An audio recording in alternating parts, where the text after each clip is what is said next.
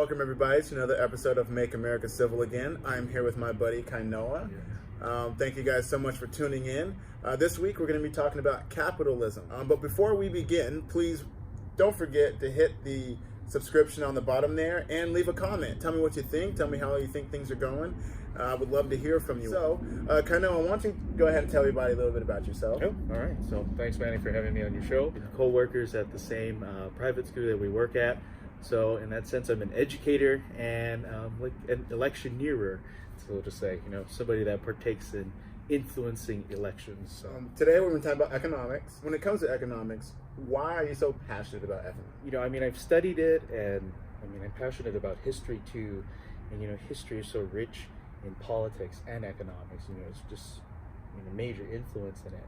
And you see that after studying it, you understand certain economic theories, and then. So you said different, economic policies. Can you give me an example of a few economical policies that have been implemented throughout history? Those that believe in conservative fiscal policies, those that they believe in implementing tax cuts in order to help, expand and grow the economy, versus those that believe in more progressive or liberal economic theory standpoint. They believe in increasing taxes on those that make more because they, so to say, could afford to pay more. The biggest topic lately has been democratic socialism, right, versus capitalism. Right. Could you say a little bit about what socialism is? Right. Well, in that sense, socialism, in that respect, is more of the government playing a bigger role in providing certain services.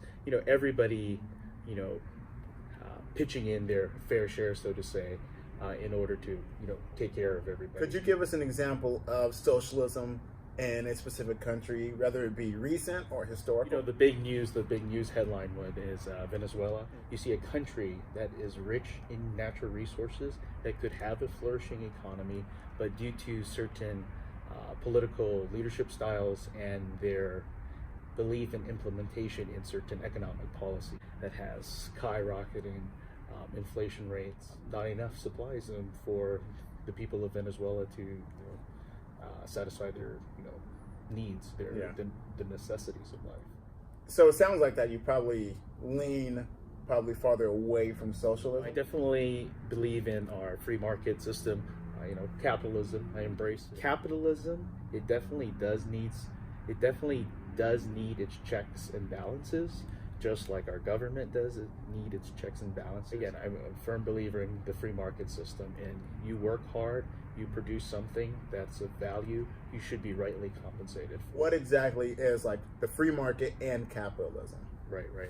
So in that sense, capitalism believes in just, again, the private ownership of goods and services and all that, private property. You worked hard, you bought it, you produced it, you have the right to it. Pretty much capitalism, we could dwindle it down to being more of the private sector. Right. Okay, so it's more of the person, the individual, wherefore sounds like socialism is more about the collective. Do you personally believe that there are any benefits of socialism? No, definitely not. There are arguments that the United States is slightly a mixed economy, as you can see with our programs like Social Security and Medicare. Right there, those are examples of social programs. I definitely haven't benefited from Social Security or Medicare yet. Yeah. I've just been paying into the system. For you and I, who knows if the system will have the funds available, right? Why do you think capitalism would be so successful? Capitalism was the greatest tool to bring people out of poverty. You see it with all these different economic institutions that study this stuff. So it seems like when it comes to both systems, their main focus is not even the lower class as much as it is the middle class. So why do you think capitalism would be better for the middle class than socialism? A perfect example, I could tie it back home to my original home state of Hawaii, is after the recent tax cuts for the big businesses, the big corporate tax cuts, you saw a lot of the major banks back home in Hawaii, like First Hawaiian and Bank of Hawaii, all said, what we're going to do is raise our minimum wage to $15, and because everybody got one-time bonuses during that, because the business was able to keep a bigger portion of their success, that they were able to share more of that success with those that work for them, the middle class, the working man, right? So, you know, people that are socialists, their biggest concern about capitalism is that it's not compassionate towards the disabled, towards those who can't work. So within a capitalistic society, how do the people who are maybe disabled or who can't work, how do they still have the ability to thrive? Right. It's the belief that if you have the ability to do so, then do it. You know, go out and work and provide some value and be rightly compensated. Of course, we're not going to ignore those that are unfortunately, physically challenged in that sort, or any other thing that may be challenging the individual to function normally, so to say, in our society.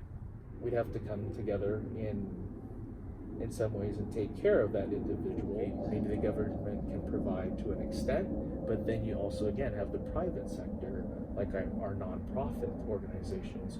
You've got like these food banks, you've got churches that provide services and that provide food banks. There's a balance between the private sector and the public, the government, right? So when America was founded, do you think they leaned more towards a capitalistic society, or were they more socialistic? Right. In a sense, I definitely believe that they were capitalistic, as our unalienable rights, life, liberty, and the pursuit of happiness. In that sense, again, like you said, the Constitution establishes what powers, the Bill of Rights establishes what powers the government has. Part of sustaining life is, as an individual, you need to go to work. Again, I don't want to get overreach and steal away from what you've worked to sustain your life. Your liberty, you're free to do what you want, produce what you want, provide a good, provide a service, and then again, you should be able to keep the goods of your work. Thank you so much for coming on with me. Right, for sure. And maybe you agree or disagree. I would love to hear what you have to say.